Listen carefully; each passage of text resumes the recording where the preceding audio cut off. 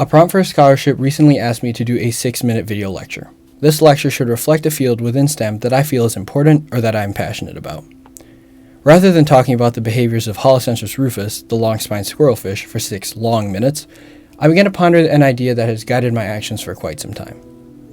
The idea that science should be considered a humanity, a field that studies human interaction. Science is so much more than just data and experiments. Let me give you some background. This summer, I was selected in Shedd Aquarium's prestigious high school marine biology program. While this program focuses on the methodologies of marine science and data collection, I took away a very important lesson.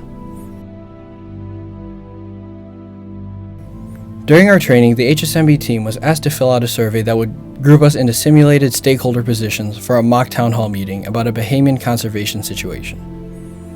In this activity, the team would take part in a simulated discussion between groups of stakeholders. This survey would analyze our inclinations and place us in either the environmentalist group, tourism department, government, scientists, and local population groups.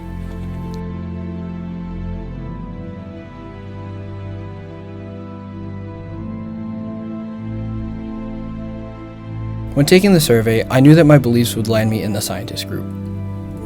In a surprising turn of events, the Shedd staff used the survey to place us in a group that we would most likely be opposed to. This opposite, for me, was the local population group. I was forced to represent ideas that I did not believe in.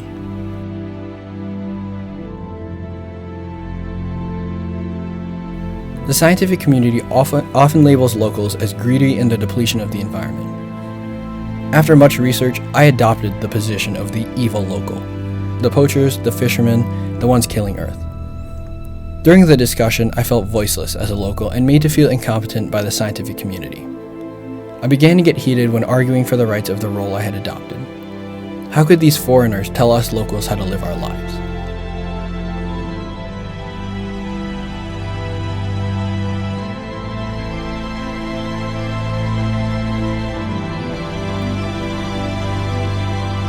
Then it hit me.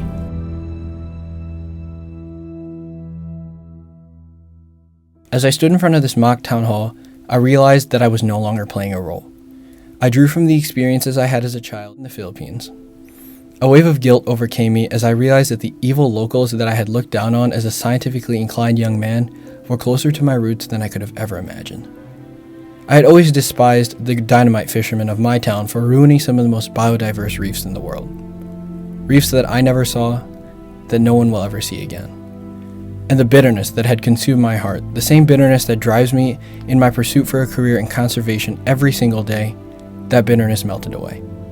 It gave way to hope and compassion. So much of science is centered around cynicism. The scientific community has learned to see things in the most negative light. How little we know, how much time we have left, the lack of proof, how fast we are destroying ourselves. In that moment, I found that collecting data and analyzing facts is only half of science.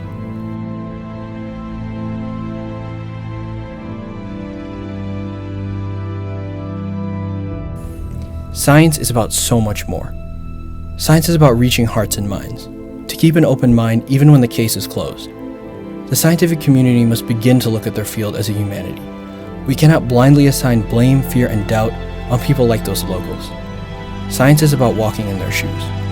To educate before we attempt to regulate. To educate, connect, and inspire the voiceless into taking action. Even more than that, science is so much more than finding ways to reach the light at the end of the tunnel. It is about understanding the intricacies of the darkness that surrounds us. About finding the moment when fear gives way to fascination and using that to fuel understanding.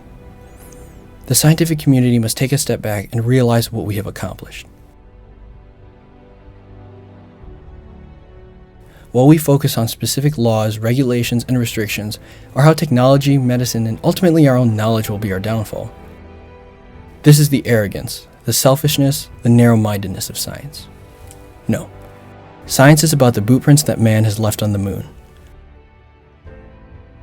The millions of people who will wake up today free from the diseases that have plagued us throughout history. It is about our youth able to access technology that can see the oldest forms of life. The little girl that will be able to walk to school today because of our prosthetics. These achievements were not simply accomplished through measurement and research.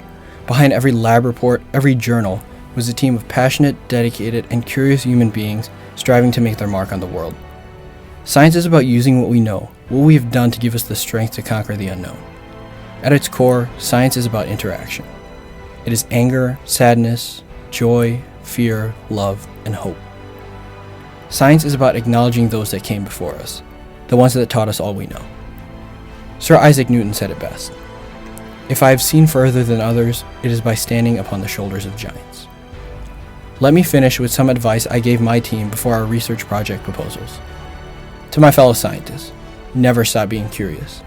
Let your search lead you to the type of people that just might be crazy enough to change the world. So when you stand on that stage today, don't be afraid. Speak with purpose and passion, be loud and be confident. But most importantly, remember to enjoy the view, because we really do stand on the shoulders of giants. This is the humanity of science.